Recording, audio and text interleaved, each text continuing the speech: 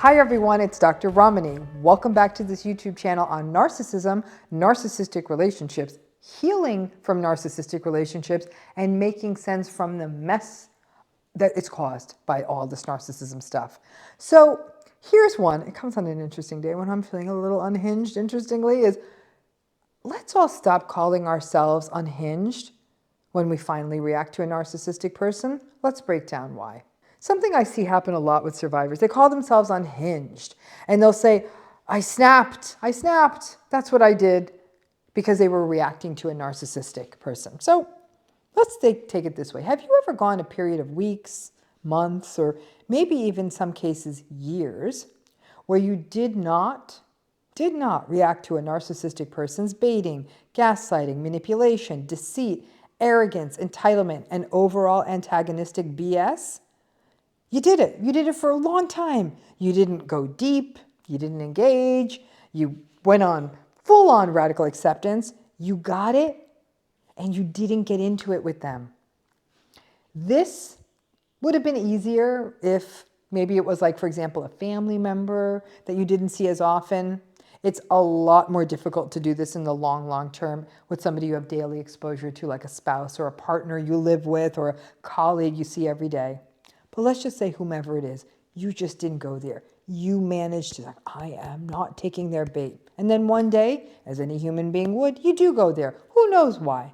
Maybe they started going in on something that mattered to you, a belief system or a person. Maybe you were going through other stress independent of the narcissistic person and where you were worn thin by it all.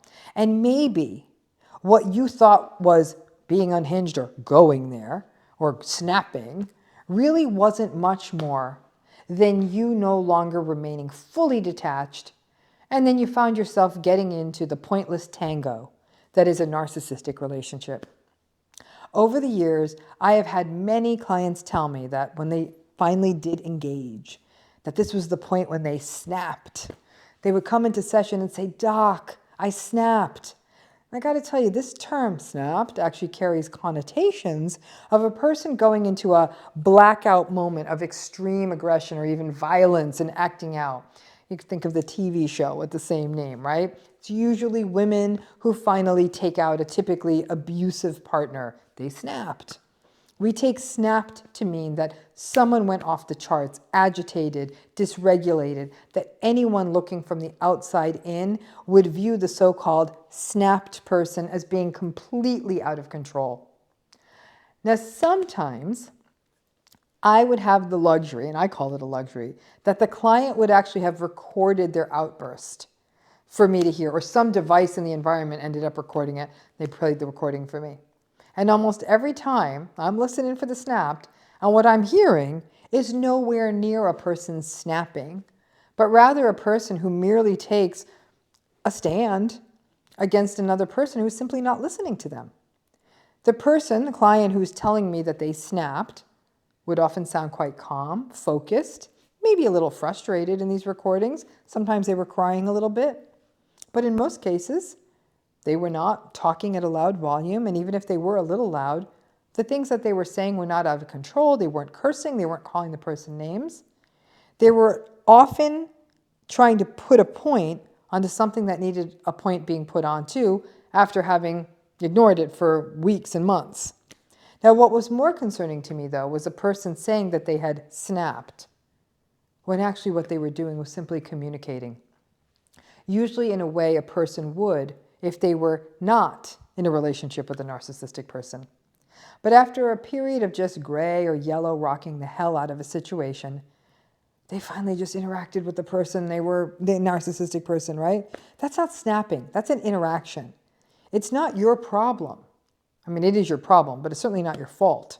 If the narcissistic person is not listening to you, that's on them. The problem is that interacting with the narcissistic person so often results in being gaslighted or lied to, or the narcissistic person turning themselves into the victim, that it becomes exhausting and it can further magnify the self-blame. But when people who may just say, enough, I cannot keep doing this gray rock, low contact nonsense while someone in my house is acting like a fool. I gotta say something at some point. And again, that's not snapping. And when people label their own normal reaction to a situation, standing up for yourself, clarifying a point, or just telling someone to step down, that is not snapping. That is self-advocacy. That is making your point. If you label that as snapping, you are gaslighting yourself, portraying yourself as the person who has become unhinged, which is what the narcissistic person has been insinuating. Basically, if anyone steps what they'd consider out of line and doesn't completely agree with them or capitulate to them, or heaven forbid, someone shows real emotion with them and stands up to the narcissistic person will always be there to say, you're so unhinged, you're out of control, there's something wrong with you. When we're in narcissistic relationships, we often hold a lot back. It's a survival skill, right? And we censor ourselves. And there's a point to that, right? We can't always live in escalation. It's exhausting to deal with another person's invalidation of reality 24/7. But it also means that it accumulates in us all these things we want to say, the nonsense we want to push back on. That stuff doesn't just go away. Narcissistic people often hold social control by effectively silencing everyone and not allowing anyone to have an experience, perspective, opinion, or even a reality outside of them. When you do push back, and may not be that you push back on a bad day, you may push back on a good day when you feel stronger or have become more indifferent to them, and you finally say what you need to say, that is not snapping. It's important to keep the lens on why this relationship is so asymmetric, so off kilter. It's not you. It's typically trying to do the impossible, which is to try to maintain a relationship with someone who has no interest in you as anything but a source of supply. Stop gaslighting yourself. When you have a reaction in these relationships, that's not you snapping. That's you having an expectable reaction. And in most people who are experiencing narcissistic relationships, you've gone a long period of time before you have those reactions. There's only so long me or anyone else can say, well, just don't engage, just don't this, just don't do that. These are survival strategies, sure, and they're designed to keep you from the ongoing wrath of the narcissistic person. But I certainly understand we all have limits, and there's a point at which we are going to react and we are going to respond. Reacting and responding does not snapping make. Hope that makes sense, and thanks again.